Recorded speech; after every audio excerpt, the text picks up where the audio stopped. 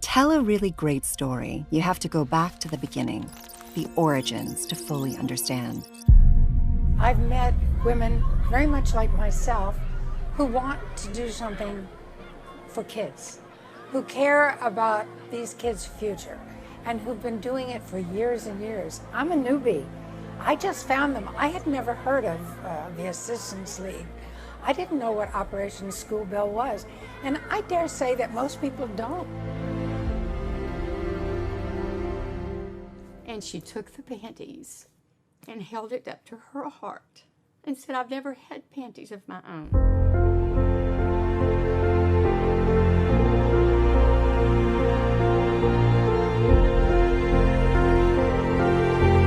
We get to see these children get nice school clothes and know that tomorrow when they go to school they're going to be smiling and happy with new clothes and new clothes. So it puts joy in our heart.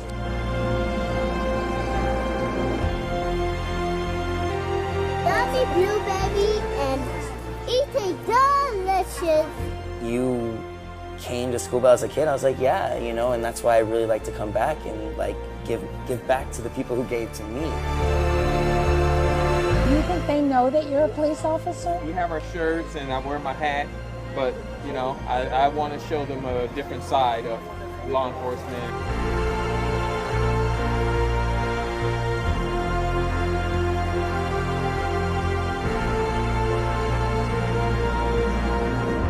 When I see just the joy on kids' faces, it's an experience that they'll hold close to their heart for the rest of their lives, and I think it's so inspirational and I love it so much.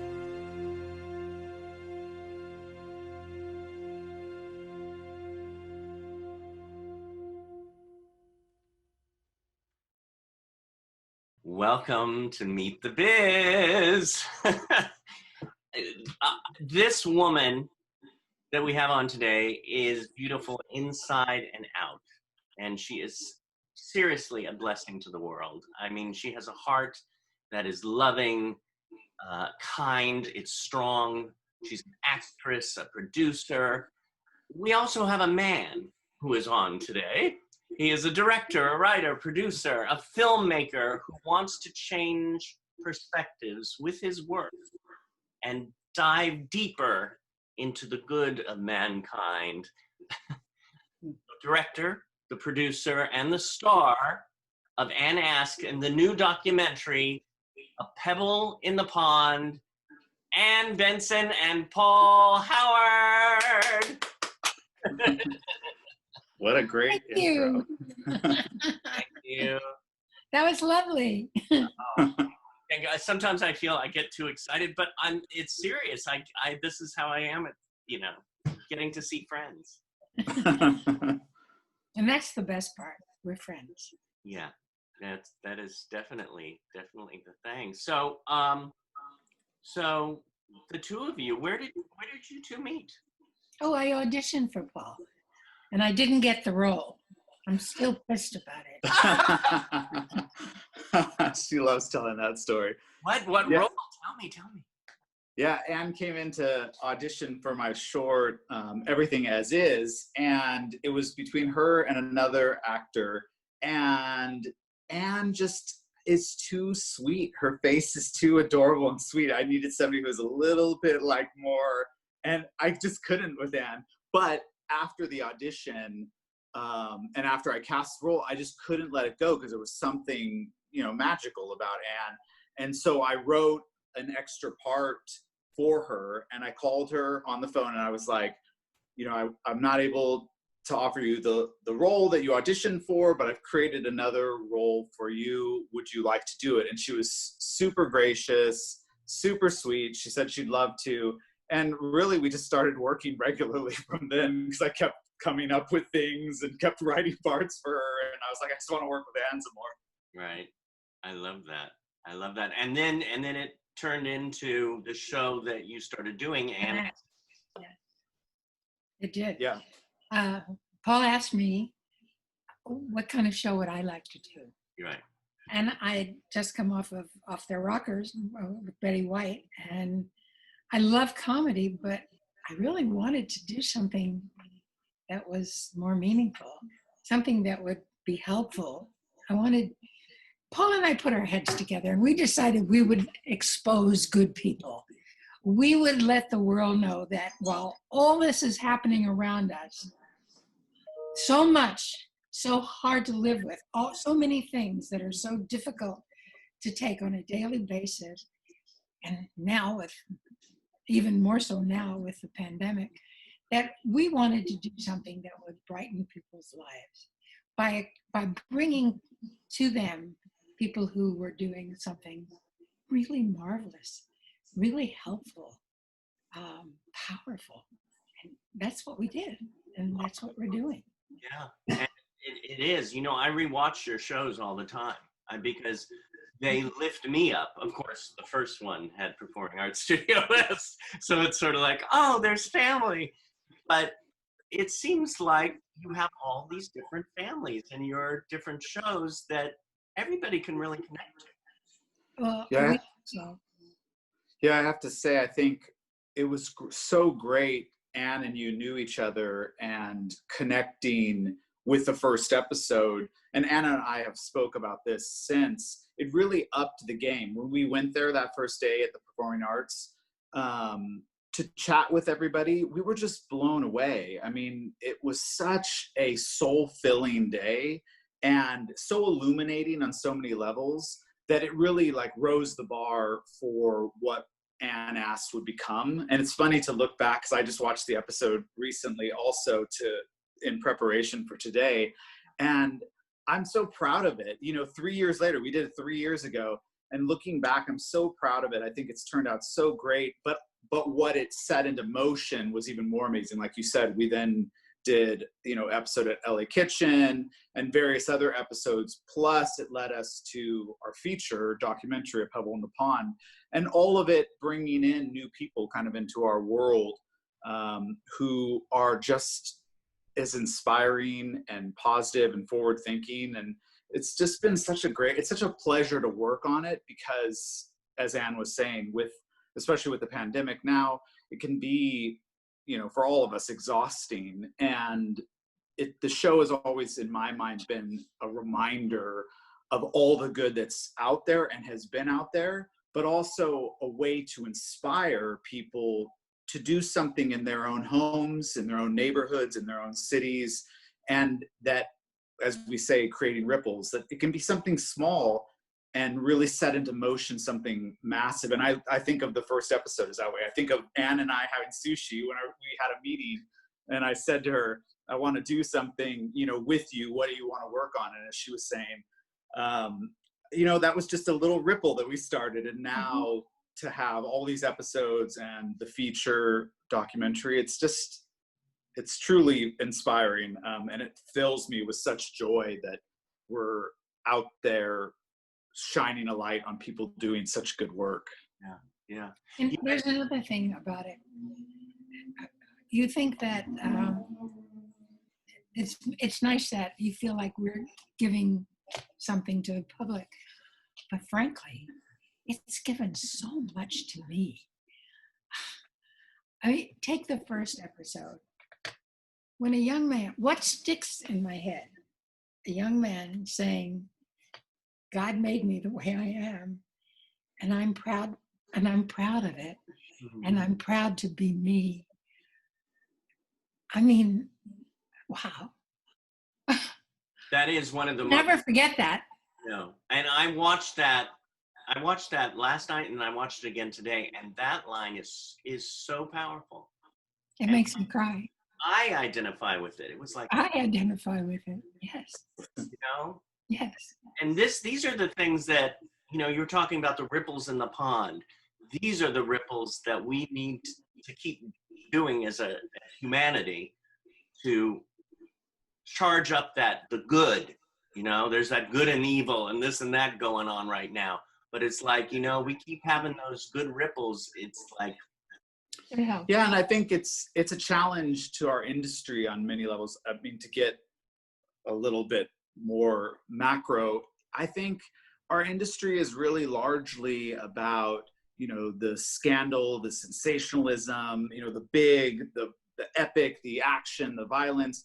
And I think that largely positive content or feel good content is looked at as like cheesy or lesser than. But I think that the general public is all over that. I mean, I think they like crave, not just in the pandemic and with our current culture, I think in general, people crave being reminded of the good work that's out there. And as Anne said, it's touched us personally. And we know it's touched others because we've been grateful for that feedback and to hear people talk to us, or even as we're doing another episode, to have somebody tell us about the previous episode they watched. But, you know, I think that it's a challenge to our industry that we can make content that's feel good, that is inspiring, and it can be just as worthy and just as important as, you know, the news that brings us all the bad news, because there's so much good going on in the world too. I really truly believe that it's not an act. You know, we don't do Ann Ass as like some like fake. It's my belief system. You know, I think it's Anne's belief system that there's so many good people out there doing good things. Why are we not showing them more, or at least equal to all the bad stuff that we're showing? And I think we really do need it now. This is the time we do. You know, back in when we had World War II, and you know, they had happy movies. They had happy, you know, positive stuff going on, comedies to keep you going because you got bombarded with all this stuff, and we need more of that, especially now. That's true.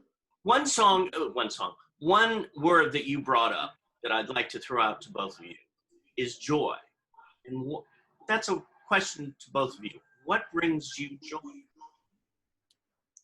Well, I've certainly found joy in every episode we've worked on. Doing the work brings me joy. Being in the moment brings me joy. Because, I mean, the whole world is blocked out and we're focused on something that we find interesting, hopeful, positive. How can that not help you get through a day like yesterday or the day before, or you know, today or tomorrow? Yeah.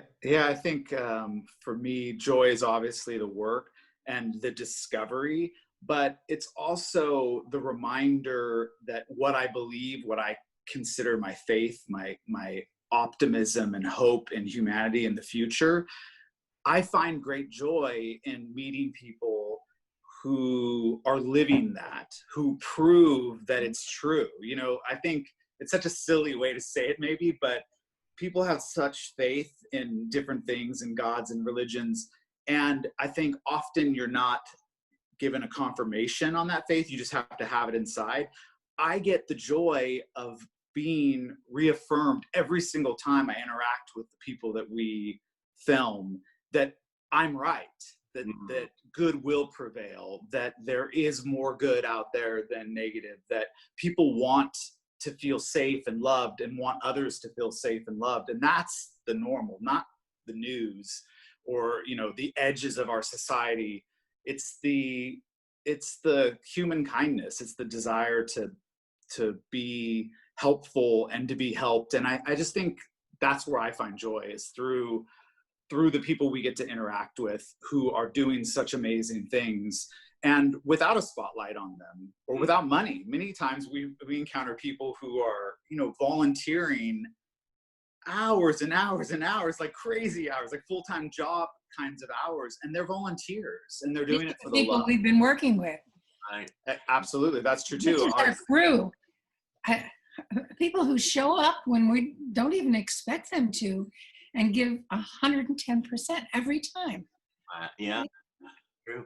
You know, well, one thing that brings me joy is going to Performing Arts Studio West and teaching. Of course, right now we're in the pandemic, but in a way I could bring some of them into my little box that we call a computer. And in fact, we have a few of the students that you actually interviewed. In fact, Devon, who enlightens us all, who said that wonderful quote. We have Kaylee Bursfeld, Devon Morgan, Kaylee Bursfeld, and then we have Raquel Chavez. Those were three that you interviewed. Hi, nice to see you again. You guys too. How are you? Talking about you. Good. You gave me something to hang on to for the rest of my life. Just telling me how you felt about yourself. Everybody should. It isn't a shame everybody isn't blessed with that kind of inner feeling. You're very special. Oh, thank you. I really appreciate And you that. touched me. Thank you. We were talking about what you said in Anne Asked. About what the line again was. That God made me, and He loves. That God made me the person who I am. Yes. Yes. Oh yeah. And you're happy with that, and you're proud of that. Yes. Yeah, and I wish everybody could feel that or feel like that. I know, right? Really, this would be a much better world. Absolutely.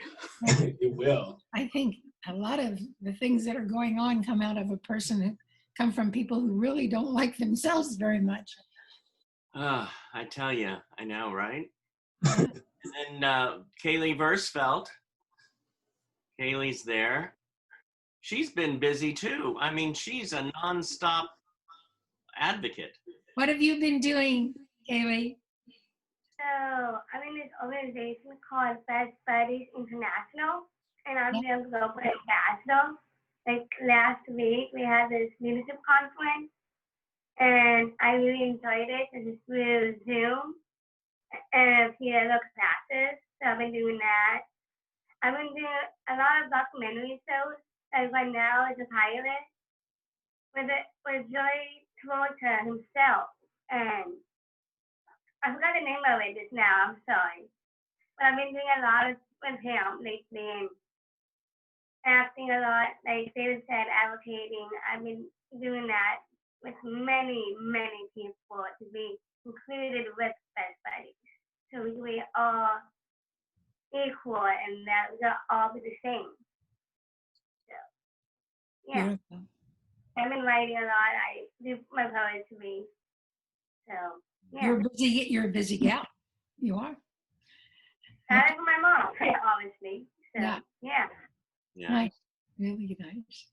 Acting, dancing, all the above. So, yeah. Yeah. All those things that make life good. Mm-hmm. And I also love that question, Devon, how you said it and ask, too. Like, God made you this. I say that all the time to my mom. Why God made me this way, and because you need extra loving in this whole family. You're a miracle, changing the world in a kind of way. Aw. Thank you, Kaylee. You're welcome, Devon. Miss you. I tell you, I mean, everybody here keeps me going, keeps me breathing, and I learn from everybody. I really feel that if we're open as human beings, like we are, we can really oh yeah, love is it. You know, who needs the hate thing that's going on there? It's like, come on, love is the strong thing. That's all. Love is all we need. Well, I think we ought to put that to music. We have the head and the founder of Performing Arts Studio West here as well, John Paces, and he is joining us along with Raquel Chavez. So they'll be joining in, and I do want to be sure that we talk about this wonderful new documentary that you have too, Double in the Pond. Let's see, we have Raquel is joining. There's Raquel. Hi, Raquel. How are you? We're good. How are you? I'm good. Thanks for joining. Thank you. I remember that moment too, where Raquel, you asked her about her family who was not in the United States and how everything was going on. It was such a powerful episode. It's something that you could watch over and over again and go, oh yeah. I have some family members, my mom's side, some of them here, some of them in Mexico. Yes. Yeah, I think. How are they doing? They're doing fine. One of my aunts had a tumor on the foot eye. One of my aunts. Oh my. She's doing fine. Good. I heard everything. She's doing good. Good. Good. You send her our best. Okay? No, one of her right eye had a tumor. Yeah. But is she having surgery for that? I don't know, and I didn't heard about yet. Well, you please send her our very best. Okay? Thank you. I will. Good. Yeah. I hope she'll be fine. Well, the people that we have here, the students we have here, are here because of this man here, Mr. John Paces, and I wouldn't be here too if it wasn't for this. Hi, John. Hey, hi, Ann. Hi, Paul. How are you guys? Oh, nice. Good. How are you? Good to see you. We've kind of been keeping up with each other via social media, but it's good to see your faces, definitely. It certainly is. Yeah. Nice to see you. Thank you. Thank you. It's good to see you as well. How are you dealing with the pandemic in relation to your students? I'm sorry, in relation to? Well, are you having classes? Yes. You know what we're doing? We started, I think they shut down day programs March 20th. And within a week, we started YouTube classes, 5 classes a day. And we have a backlog of over 350 classes now in music, acting, and dance. And then we also, and spoken word, but then we also have live Zoom classes, a new class daily. So there's, essentially 20, 25, 30, 40 classes that are going up per week. And, we've gotten used to this new normal of interacting this way. And it's, at first it was a little bit strange, and now I'm finding it rather delightful because we can still provide the services, and, Devon and Raquel and Kaylee can come to class when they want to. They can either, do the pre-recorded classes anytime they want to watch them, or the live Zoom classes. It's great because, you get to see, 25, 30 of your peers working simultaneously. So, I think we're hanging in there. That's amazing. You 25 or 30 actually watch at the same time? Yes. Yeah. My gosh, normal day at the studio, we would have anywhere from 55 to 70 people. Mm-hmm. And, we've several times, David, for Meet the Biz classes and the type, we'll have 40 participants, watching and checking in. So it's, oh, wow. So far, so that's it's doing okay. And I know you were saying hanging in, John, but I think at first we were that way. I think we're thriving now with this. I would agree. It feels like it. I mean, we've gotten into that, like you mentioned the other day, a well-oiled machine. Yeah. Now you have your Paul and Ann, you have the new documentary out. Yes. We have a feature film, A Pebble in the Pond, which is, we focus on the Assistance League, which is a nonprofit that has existed for over 125 years in the United States, was founded by a woman before women could vote, and in the United States, and is largely run by women now. They have 120 chapters throughout the United States. So it was a bigger story. And on the first day that Ann and I interacted, I said to her, I think this is good. I think this is a feature. I think this is the film that we've been looking for on the first day, and we just worked on it. So now we have it done, and are gonna we've been doing the film festivals slowly, but with COVID, things have been changed and weird. And so we're looking for opportunities to hopefully screen it and fundraise for the Assistance League, and then hopefully down the line get it distributed. Now, do you have a trailer posted somewhere? I thought I had seen something. Yeah, it's at a pebbleinthepondfilm.com. And we will we'll have it right after this too, right after the interview. Oh, nice. Fantastic. Okay. But yeah, it's been great. It's been a great experience. And it's like we were saying earlier, before you guys all joined us. It's fun to think about the ripples that were created from doing that first episode. We had no idea.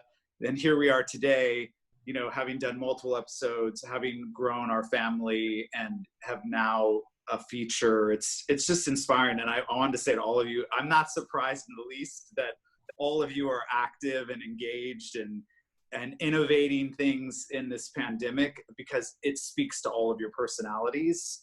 So I'm not surprised at all that you're all doing stuff. It's exciting, and it just is a reminder to me, and I'm sure to Anne, that, you know, this is why we feature people like all of you, because you inspire and then you continue to inspire with your actions. So I'm just excited to be here today, to get to talk to you all again, and to have you as part of my world now. And Paul has been inspired by you in such a way that he has come up with a new idea on how we can continue to do what we do despite the pandemic. And we're going to try to work with individuals who have a story to tell and tell it to us remotely.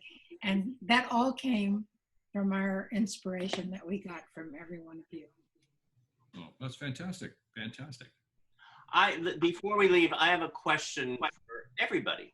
And we could even start with Raquel. And the same question for everybody. What does passion mean to you? What is your passion? My passion means for me to spend time with my family, with my mom, with my niece and nephew. My niece's birthday is coming up soon on Monday. She will turn 8. We're making her birthday party on Saturday. We'll celebrate her birthday early. We're preparing everything, cleaning the house, doing a little small party for her on her birthday. I love her. She gives a lot of energy. She's your passion. That's beautiful. How about you, Devon? Who did you say? Devon? Well, you know, despite the pandemic that's going on, my passion is being amongst friends and family, just helping one another and just continue to thrive, you know, during this pandemic that we're facing right now, and just, you know, still communicate through Zoom and Facebook and talk about our feelings, how we feel, and what we need to do in order to get out of this quarantine.